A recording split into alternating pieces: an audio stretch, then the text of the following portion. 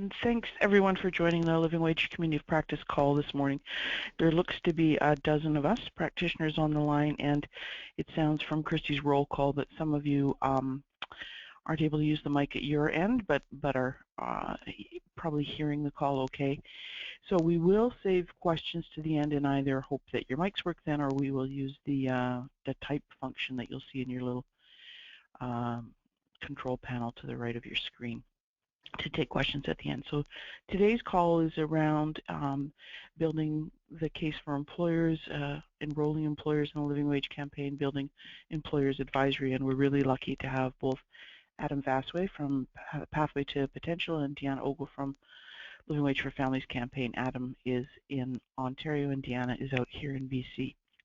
They have a slideshow that they're going to run through of about 15 minutes each, and out of respect for both of them and to everyone that might want to ask questions, I think it'll serve us to hold questions to the very end, and then we'll have a robust 15 to 20 minutes to engage with each other then. This community of practice meets, I think, quarterly. It's open to anyone working in the campaign in any community across the country, and is really hoping that as a community of practice we're able to move the individual campaigns at the local level forward into what can become a robust national movement, and there'll be lessons learned and best practices coming from both Adam and Deanna today. So without further introduction, let's flip over to you, Adam, at Pathway to Potential, and tell us about your work there. Sure, thanks Catherine, and thanks everybody for being on the call. So Pathway to Potential, we've been around since the end of 2008, but our living wage campaign actually only recently launched. It was in March of this year. So there was several years actually where we were doing a lot of groundwork and having a lot of conversations and really trying to learn from as many other communities as we could to understand how to make it an effective campaign, to create one that would be sustainable. So you can see our living wage logo here for Windsor Essex, and at our launch event back in March, we held an event in partnership with the Windsor Essex Regional Chamber of Commerce. So that was really important for us in getting our message out to a broader audience than we're normally accustomed to having around poverty issues, and Catherine was gracious enough to come over from Vancouver and provide an address that day, and I think that really helped to start and continue a conversation, but really start it publicly. And Catherine, you can change slides, I think. Yeah, so you can see here that at the event we launched our living wage rate for Windsor Essex, and it's $14.15 without medical benefits, $13.10 with, and we thought it was important to have for our region one number at least as far as Windsor Essex County. Windsor, the city of Windsor operates autonomously from several of the other municipalities, but our poverty reduction strategy covers the Windsor Essex region, which is about 400,000 people, and we wanted to have a living wage rate that would apply across the region. Although, you know, we've recognized there were a lot of regional differences across many of the municipalities. Next slide. Great. So you can see here there's a little just snapshot for you of what our promotional literature contains. We really wanted to try to emphasize this initiative as a local economic development strategy, so which is why we really wanted to start by engaging employers from the private sector if possible. So five of our initial 5 champions, most of them were private businesses. We had one not-for-profit child care center, but we really did want to try to change the conversation, try to talk about a living wage, not necessarily as just a poverty issue, but broaden it, talk about it as a way to boost the local economy by getting more money into the small businesses, and so you can see that our materials try to reflect that, and All of our employers have a little decal that you see and see in front of you there. Next slide, please.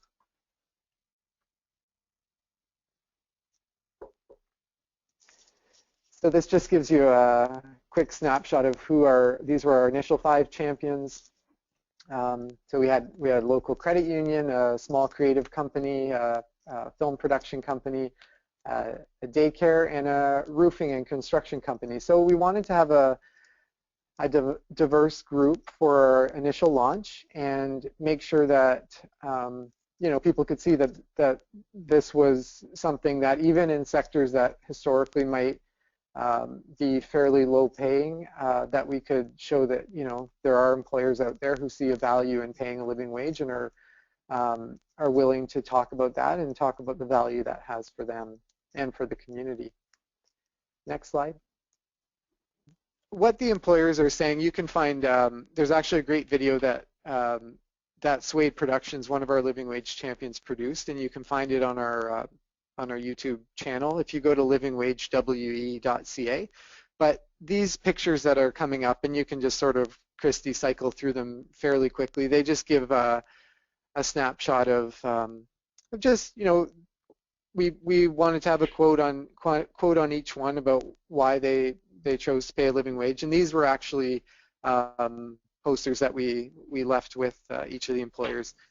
But a lot of them, talk about what we know to be true from the literature on the benefits of paying a living wage around loyalty, reduced turnover, reduced absenteeism. So we wanted to capture that. We wanted to try to tell the story in each of these different companies about why it was important for them to pay a living wage.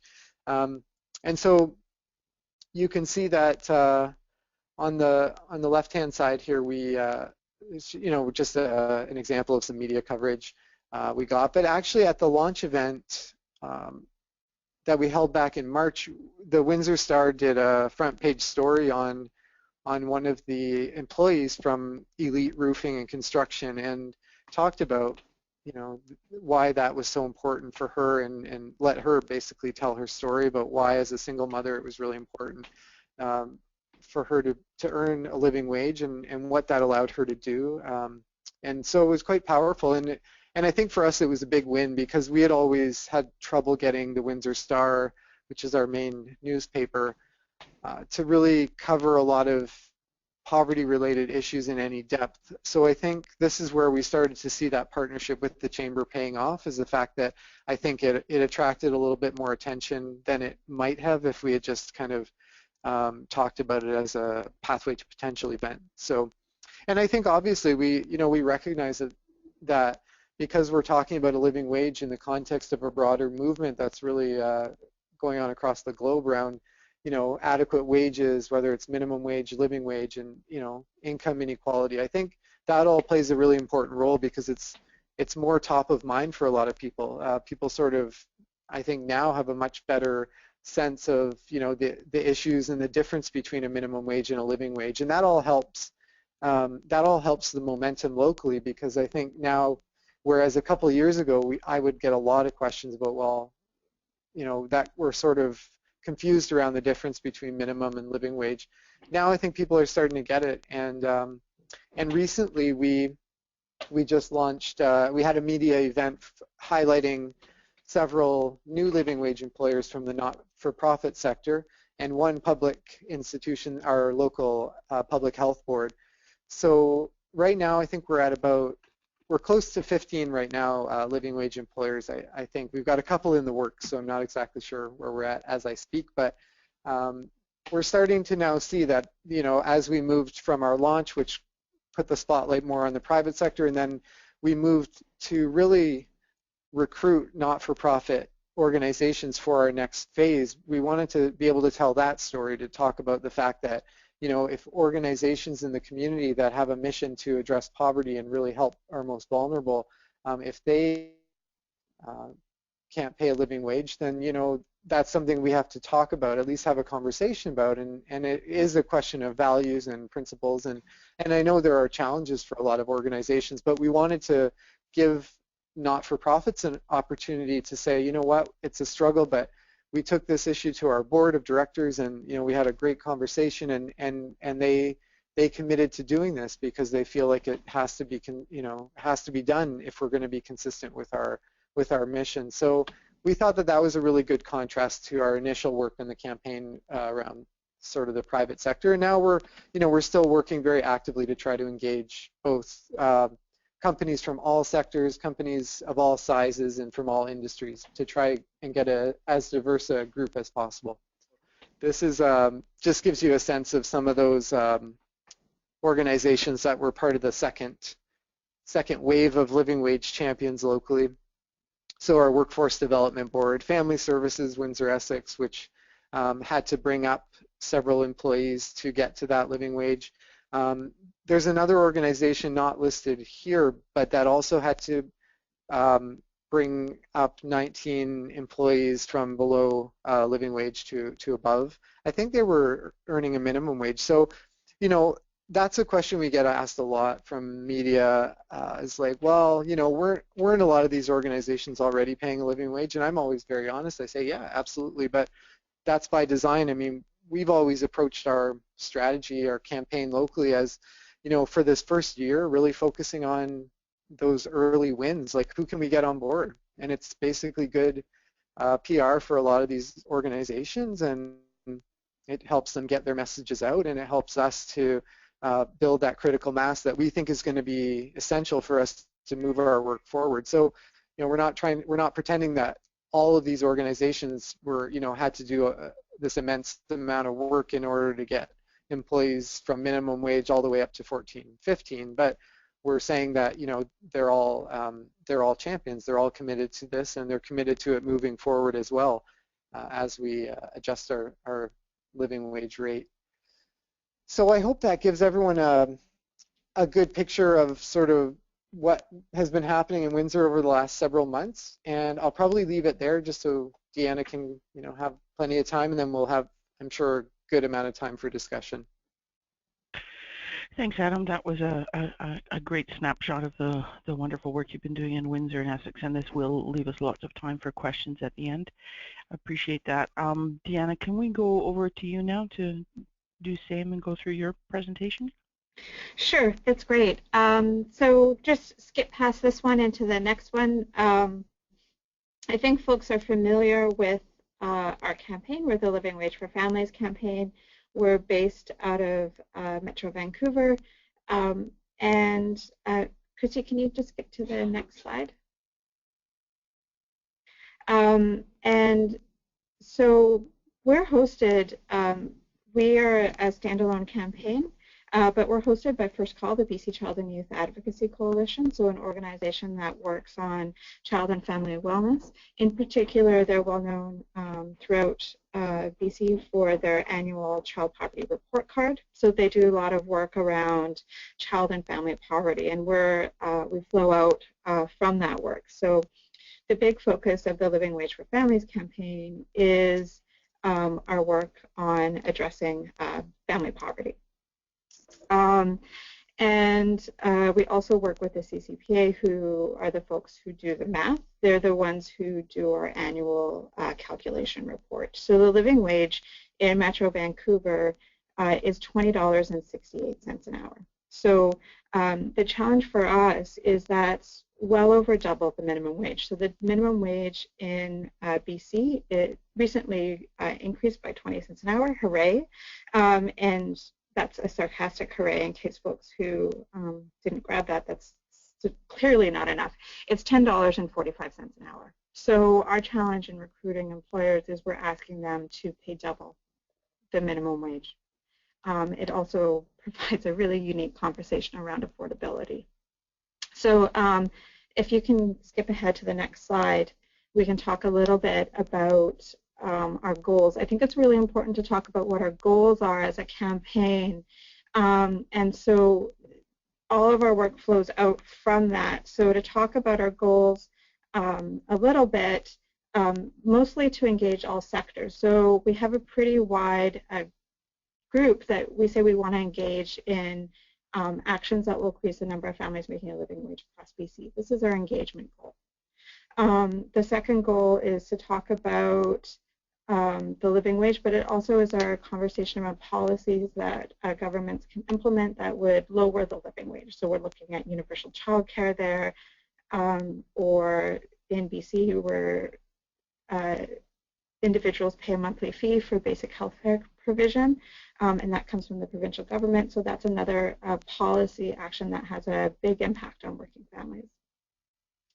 Our third goal is really our goal around employer recruitment. So we're looking at impacting the supply chain. We understand that vulnerable workers, for the most part, are located in arm's length relationships with their direct employers. So they're contracted often through a subcontractor. So cleaning, security, etc. And it's really that supply chain that we want to have an impact on.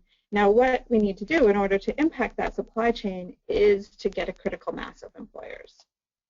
We need large employers, and we need a critical mass of them. So we're really looking at where is vulnerable work and how do we target that vulnerable work. And that's a bit more challenging. Can we go to the next slide? So in terms of our organizational structure, I think this is really key. So not all of these these committees are active, but what they do is by kind of placing them in my organizational structure, I'm saying this is what the work that I engage in. So when I report back to my advisory committee, I report back on these kind of areas. You'll see that we have an employer recognition subcommittee. So that's a committee that we have. And so that's the committee I'm going to be talking about today. And so they're specifically looking at employer applications and certifying employers, as well as looking at policies around what are we looking at when we certify an employer? What are big questions that our employers have? How do we answer those questions? And from our perspective, it's particularly helpful to have current certified living wage employers answering those questions, folks who are walking the talk and who understand some of the challenges that might be faced. Can we skip ahead to the next one? So what do we need to do? What are the challenges for us as an organization? First off is that we have to recognize the challenges faced by different employers, that each employer has a unique challenge when they're looking at certifying as an employer. So public employers face very different challenges than private. There's different funding structures, different scrutiny that they face from the public. So a public employer like a municipality or a school board has a different way of raising funds, and so has different questions that they have to answer to their stakeholders when they think about becoming a living wage employer versus a private, which is much more independent, and they really just need to answer those questions internally, as well as often if they have a board or a governance structure, those are where those questions get answered. And so they're a little bit different, and who they're accountable to is different. Each organization has unique human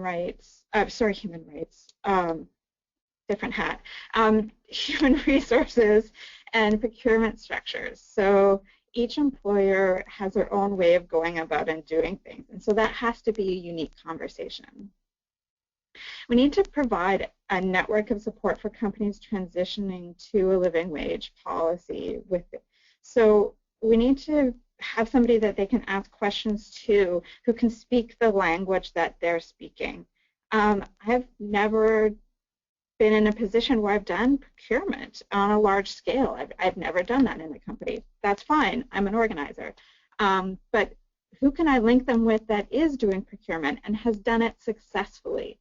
And so it's really helpful, and this is where strong relationships with their employers is really helpful. And again, if folks are having conversations, feel free to draw on us and some of our employers in order to have these conversations with other employers.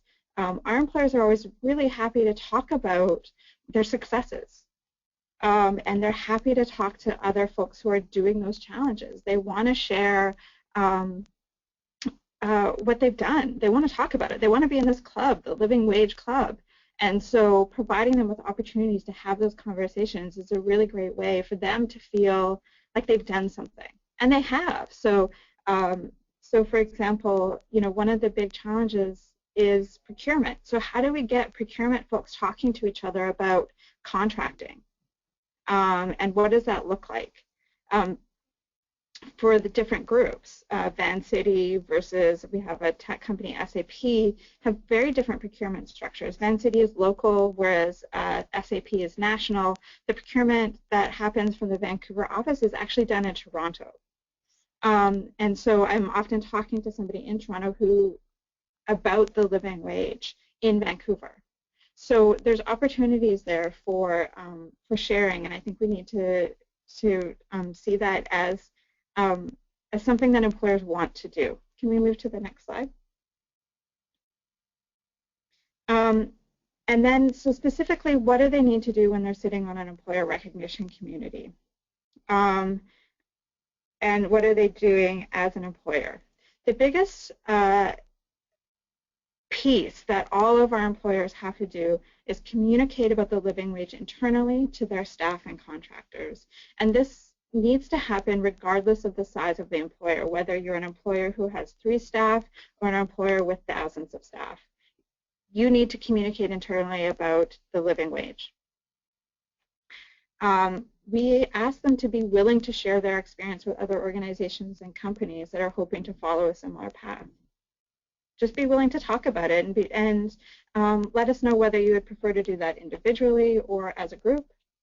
And then specifically, and this is unique to the committees, participate in meetings and research on the living wage. So we're really looking, and we're working with, and I think some of other folks have communicated with Brian Evans out of Ryerson, and looking at how can we do concrete research on the impacts of the living wage on employers. And so this is really key in that they need to be willing to be open about the impacts of the living wage on their work. And so that takes a bit more time, so that's a bigger ask. Can we go to the next slide? Okay, so this slide for some reason looks a lot better on my own computer than it does look here, but let's talk a little bit about forming committees and what we know about the success of committees. It strengthens our organizational capacity.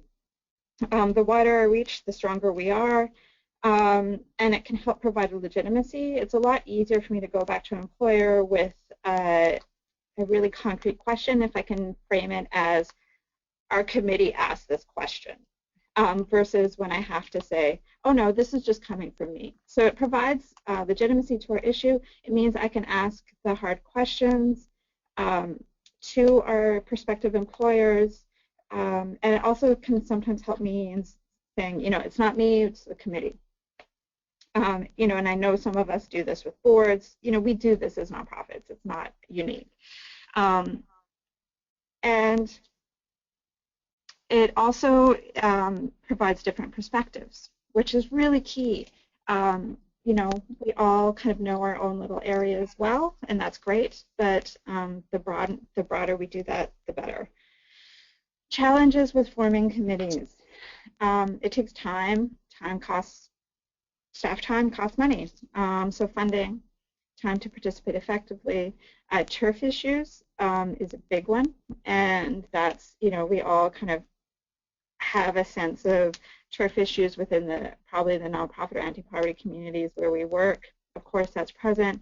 There's also turf issues within businesses, and so it can be helpful to have a bit of an understanding of some of what those turf issues might be. So domination by larger organizations who have the capacity to participate.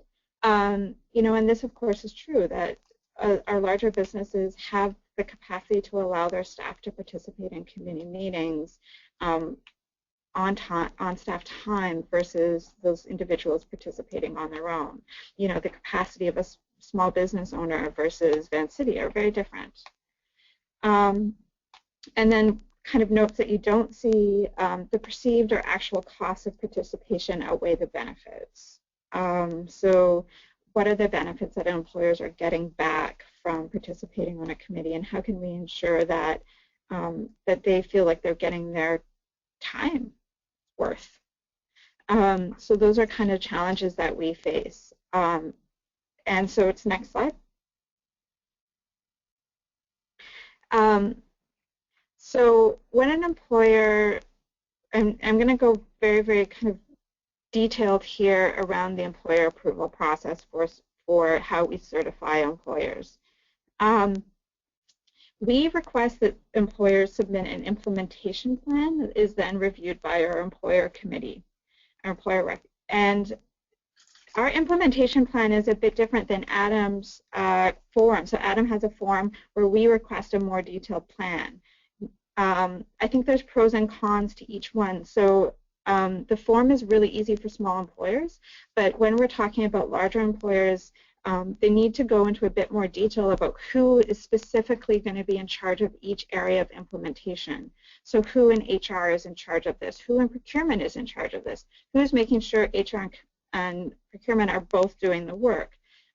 So there needs to be a bit more of a detailed plan, whereas in a smaller organization or business, the person who's going to be implementing it often the person who owns the company or the manager, the kind of head of the company. And so the other things we need to know is who are the main contacts for that company, and will they be kind of then contacting the other folks, so that I don't need to keep track of, you know, the head of each team within a particular company. And so that is the value of an implementation plan versus a form. And I'm kind of, you know, and we're all constantly learning. One of the questions I have is, maybe do I need to have both? We only organize our committee to meet when we have a few applications to process. So our meetings aren't set dates. They're really just on kind of an as-needed basis. And then we review the applications and approve successful applicants. Now, we do get applications where our employer committee might have questions that I didn't raise, and then I have to go back to the employer and say, look, they have questions about this. If you can answer this question, we'll certify you. And often those questions are about, you know, things that they didn't see present in the implementation plan that might come up. And it's actually really helpful. And often our committee will see things that I don't see. And so having kind of a group or group eyes on an implementation plan is really incredibly useful. The other kind of bit that you don't see there is that the employer committee also establishes recommendations for policy changes that have been approved by my advisory committee. So, for example, we had questions around how do we include social enterprise procurement within our procurement? You know, how do we see that within our procurement? Because often social enterprise, which for folks who aren't familiar, social enterprise is businesses which through their mandate and organizational structure are designed to be reducing barriers to employment. And so there's some really great social enterprise out there, and then there's some not so great social enterprise out there. But for the most part, in BC, what we're seeing with social enterprise is social enterprise catering, office kind of maintenance, landscaping, temp agencies where people are doing temporary or short-term work. And because folks are often on social assistance, they can't be making the living wage because that amount is just clawed back from the provincial government. They're only allowed to keep a portion of their earnings. And so they're often not making a living wage. So the question we had is, how do we recognize that this is a fit with our values? We want to ensure that folks have reduced barriers to employment and are able to engage in work that meets their needs, while also still recognizing that the living wage is of value, and we want to ensure that folks are able to get sustainable work. And so this was a question that our employer committee had to wrestle with. If anyone, what we came up with was an employers can have up to 10% of their total procurement budget be social enterprise, but I'm happy to go into more detail about how we wrestled with that if folks care. It's kind of a bit of a kind of wonky policy wonk conversation, so maybe that we could take that offline. And but next slide. And what has made our campaign successful? So we have at this point 49 businesses, companies, and organizations who are living wage employers. We recently had the City of Vancouver commit to working towards becoming a living wage employer, and we're hoping to continue to expand our reach. But what has specifically made our campaign successful on this issue? Taking into account our committee members' decision-making timelines. When we're linking employers, it's really important to understand that each employer has an approval process that they have to go through, and I have to understand the length of time that it takes for them to go through that process, so that I'm not making, for example, some employers I can make last-minute requests of, and they're able to kind of be nimble and move quickly. Other employers can't, and so I have to know, who can be fast and who needs more time. I need to ensure that there's a diversity of groups and roles within our committee structure, so that that not everyone wears the same hat, so that we're getting that diversity of questions and thinking. And then we need to have goals which allow our committee members to build their organizational capacity to achieve their own individual goals. So they're not participating because they love me. They're participating because they see a value from their own individual organization, and they need to know what that goal is and ensure that they're able to reach their own goal while I'm reaching mine. So, keeping that kind of in mind. And then next slide. So what else could we be doing? Where do I see the gaps from our committee? Where do I see our challenges? Because of course, I think often I see people do presentations on their own organizational process, and I was like, that sounds like you guys are perfect, but and none of us are. So I want to be really open about the vulnerabilities and imperfections that I see within the Living Wage for Families campaign. I would really like to work with our employers to expand the number that I want our employers to be engaging with other employers and saying to each other, hey, I'm a living wage employer. It's been an awesome process for us. You should do it too. That they actually have some ownership over the campaign, and that they're reaching out through their networks, because I can't access those networks. I don't sit at those tables. And the other one is providing unique ways to recognize the work that's happening. In particular, I think procurement is really doing a lot of the heavy lifting of living wage implementation through our campaign. And so they're often the unsung heroes of a successful implementation plan. That procurement is often seen as quite dry work, and maybe can be, I don't know. But they're really doing the heavy lifting. So how do we recognize that as the heavy lifting? How do we ensure that we help make their processes a bit easier? Because implementing a living wage is a huge head shift for them. Because prior to having a living wage policy, often their marching orders are get the cheapest contract that you can, and then all of a sudden it's, no, don't get the cheapest contract. Get somebody who's willing to pay a living wage, and be okay with paying more money for that.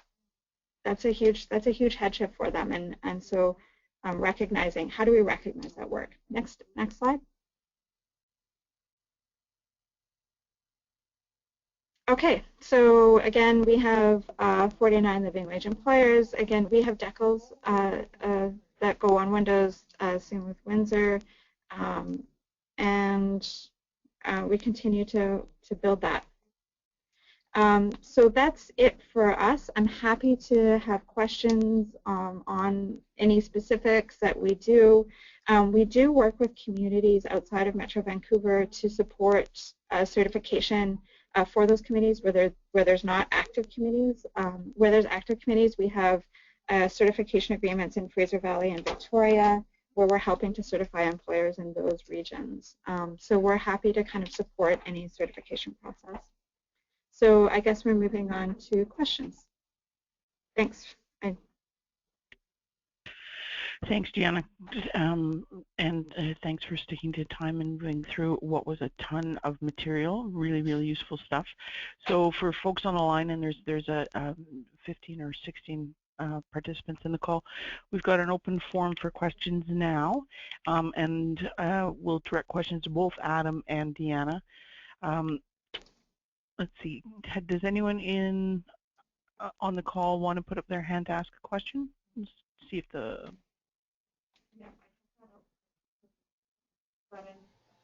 Hi there, I've got Julie Green here. Julie, I'm about to unmute you. Hi, yeah, I'm with the Living Wage campaign in Yellowknife, Northwest Territories. We had our launch in September, so we are at the beginning of our process. Maybe more where Adam is than Deanna. So my question is for Adam. So did you set out to attract a diverse group of employers or a particular size of employer in order to get your program going? I'm kind of wondering where to start. Like every place, we have a variety of employers here, from multinational mining to multinational retail to locally owned businesses. So where did you get the best uptake right at the beginning? Thanks, Julie. Well, it certainly took a lot of failure for sure. I mean, we had our wish list. We had a spreadsheet of a good mix of sectors and sizes, and it was just a matter of going through that list. And at the beginning, it was the hardest point for sure. I mean, much harder to get those initial employers on board than it was later on, because people had sort of become more aware of it in the community. But I think now in hindsight, I think it really was worthwhile for us to try and go with the smaller employers who we knew had sort of a reputation in the community for being community-minded, and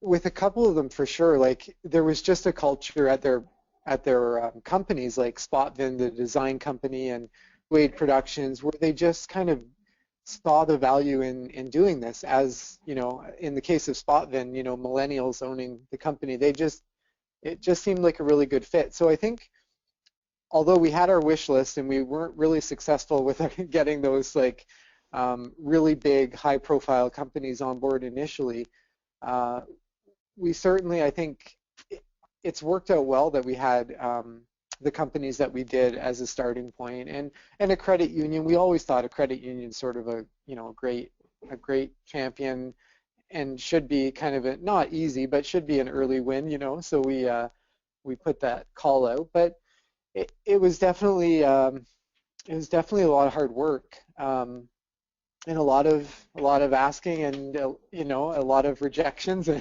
or flat out companies ignoring us completely and not getting back to us. So, but it's always been our goal to have a diverse mix of employers and diverse sizes, especially I think in our community. There's been a lot of polarized views around, you know, whether it's minimum wage reform, things like that. So we thought smaller companies would be a great story to tell locally, because it's often said that, you know, these are the companies that are least able to pay a higher wage. Yeah. Thanks, Adam. Deanna, do you want to add anything to that? You know, I think it's really, you know, one of the things that we say from the perspective of our campaign is to get some low-hanging fruit. So, you know, find companies where the vast majority are already over the living wage.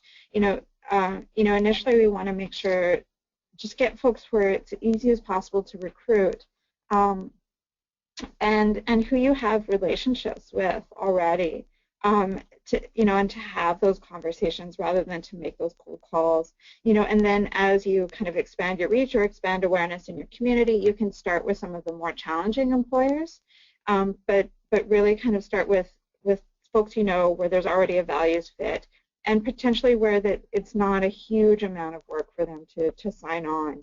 Because where there's a huge amount of work, it's going to take a lot longer, so you're not going to get those quick and easy wins. So to get some kind of quick and easy wins, work with the folks will take who have real changes to make for sure, but they typically take a lot longer. So kind of build your timelines that way. Thanks, Deanna. Christy, let's go to the next question. As an employer, I just want to add in that last thing, pick employers that are truly local. So in the absence of a national living wage number, don't get bogged down with working with large employers that span multiple jurisdictions. Adam and Deanna's advice about low-hanging fruit is great advice. Another question, Christy? Jill Umbach just wrote, have you had any experience with updating and changing your living wage calculation? Do employers have to sign up again? Maybe Deanna could take that question. Sure. So we update our calculation every year. It's at a set time every year. Employers know what's going to happen. So that's a luxury of kind of being a campaign that's been in existence for a time, but we do let employers know. So we update our calculation the last Thursday of April every year. And then we contact our employers. So I kind of have a form letter that I send out to all of our employers that says, we've updated our calculation. Here's the new rate. Can you please recertify at this new rate? And then I send a form that looks remarkably similar to Adam's form. I borrowed a lot of that, Adam, and to our employers that ask them to recertify and to commit to the new rate. So they just check off the boxes. I already know they have an implementation plan. I already know they have processes to update. So they just check off the boxes saying they've updated. And then I make sure that their contact information is still correct, that my main contact is still the same person, so there's a spot for them to fill in that. And then they're recertified. So they have 6 months from our recertification to update their rate. I contact them several times, of course. In a perfect world, everyone would update the second they hear from me. We don't live in a perfect world. Some of them I have to chase down more than others. Some of them have more work that they have to do in order to update than others, simply because of their larger. And so, kind of keeping in contact. And then there's ones who we do decertify because they're not able to keep up with the new rate. And that's always the kind of the hardest part, that we do lose some employers because the new rate just goes higher than they're able to go for a wide variety of reasons. So we have lost employers that way, but that's our annual certification process. Most of our employers know what's going to happen, and around our release we often do media and communication. So even if they don't hear from me, hopefully they'll hear it on the news or listening to the radio or in their local paper. Thanks, Deanna. Christy, do you see some other questions now? I have a question here from Susan Morrissey. I am interested in hearing a bit of detail about what a living wage looks like within a specific organization. It's a bit hard to get your head around how employers actually implement. Do they pay different employees different wages based on the family size as per different rates within a living wage policy?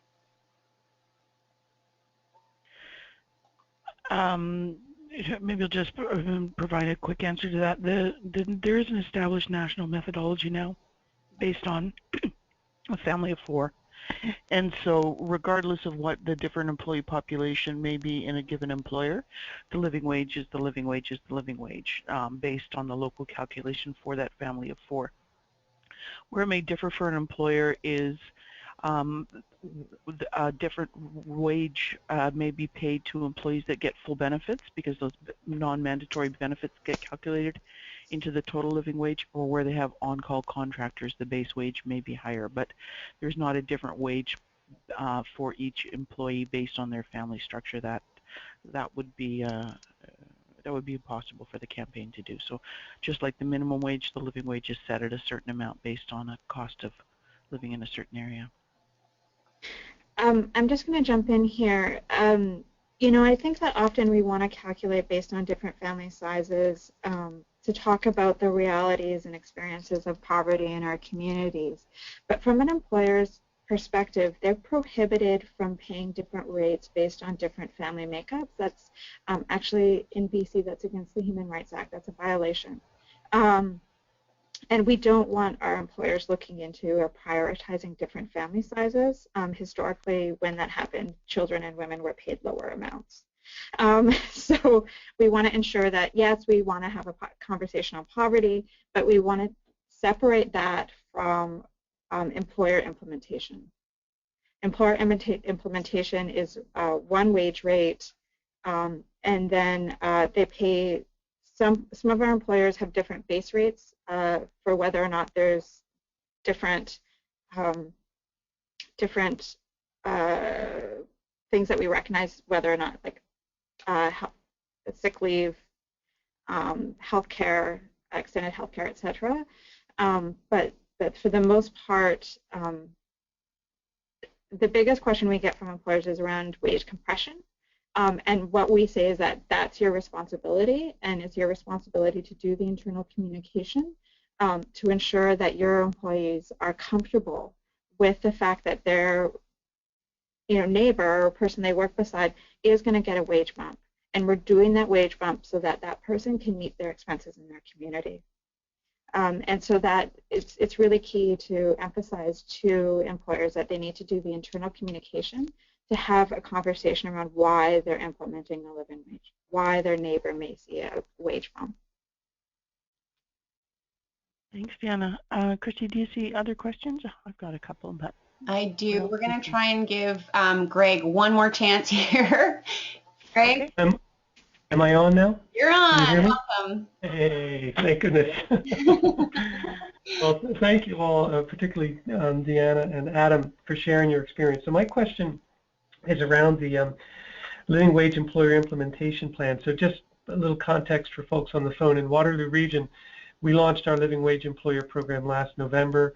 We currently have about 16 employers enrolled, with another half dozen in the process.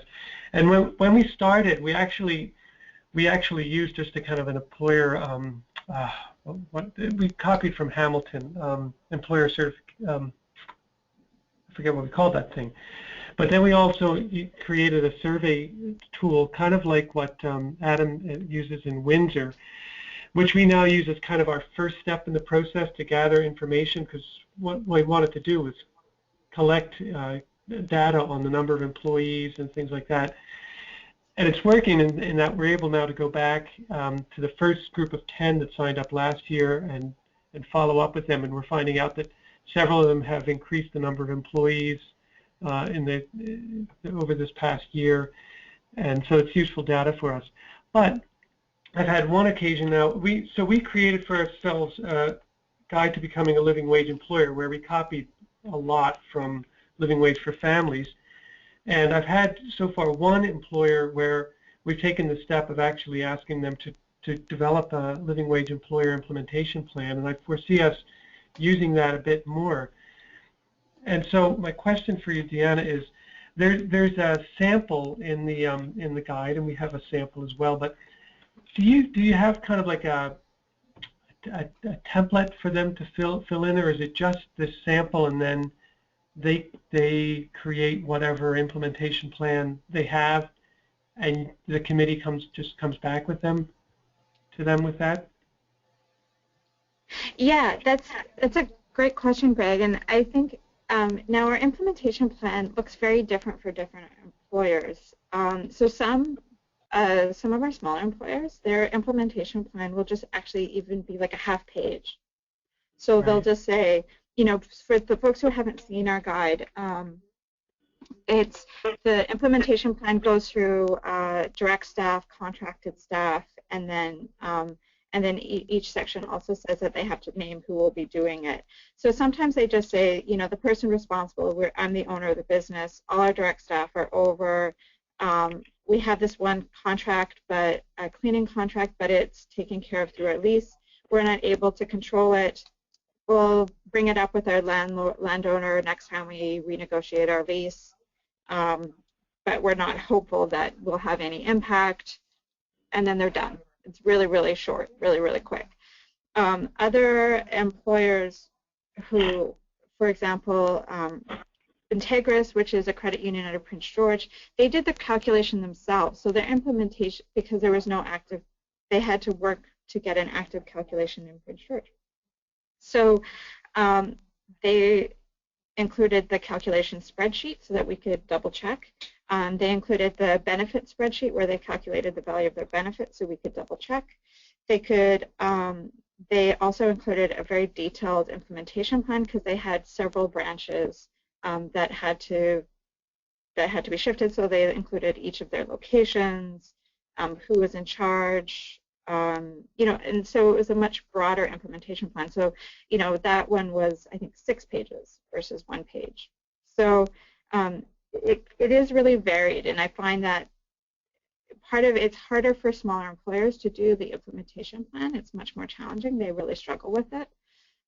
So that takes a lot of kind of cheerleading from my part to tell them that they can do it. Larger employers maybe struggle a bit less with it. They have more support for that work. Is that helpful, Greg? Yeah, but okay. I can maybe I'll get permission from some of our employers and maybe send you samples.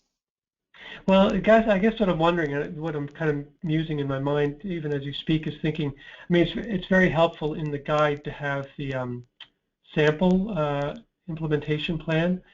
But what I'm thinking is some of the stuff you mentioned kind of at the beginning of your response about saying how employers need to indicate the number of direct employees and the number of contracted staff and what they're going to do with respect to each of those and who's going to do it.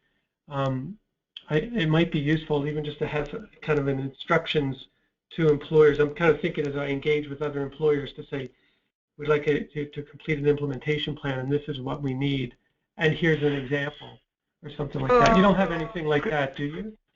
Greg, it's Catherine here. Greg, I'm going to cut you both off because we're getting to time and we may be losing the line. I think this is a great idea, and I'm going to suggest Greg, Adam, Deanna, Tom, who are all running local living wage campaigns, have an offline and try and assemble some of the best stuff together and share this back out. That's good. Okay, so thanks everyone for joining in. The next call will be in December. Please send Christy any topics that you'd like us to bring up for the community of practice next time. And okay, there it is. The next date is Monday, November 30th. It'll be at the same time, 12 in Ontario, 9 in BC, and accordingly across the country. Please do send in topics, and thanks everyone for joining us here today. And Greg, sorry to cut you off there, but there's good work to be done, and we can advance it offline and share back out. So long, everyone. Thanks, Christy and Adam and Deanna, for your wisdom today. Great. Thanks, Catherine. I just wanted to say if folks have questions that they weren't able to ask today, or there's something specific they're looking into, feel free to contact any of us directly. I know, I guess I shouldn't speak on your behalf, Adam, but I know we're always happy to chat with folks. livingwage@pathwaytopotential.ca for sure. Great. Okay. Thanks, everyone.